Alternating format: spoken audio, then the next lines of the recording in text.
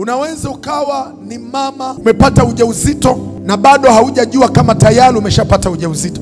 Lakini kuna mshirikina mmoja anaweza akawa ameshajua wewe umepata ujauzito.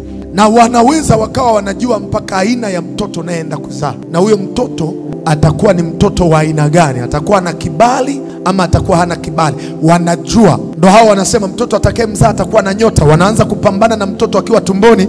Mama, ukiwa wewe hupo na hauna elimu wala haujui chochote kwa habari ya mtoto uliyembeba, wao wanajua mpaka mtoto atakuwa nani. Katika kitabu cha Hosea sura ile ya 4 mstari wa 6, neno la Bwana linasema watu wangu wanaangamizwa kwa kukosa maarifa. Manake kama anasema watu wake wanaangamizwa kwa kukosa maarifa, manake wanaowaangamiza ndio wenye maarifa.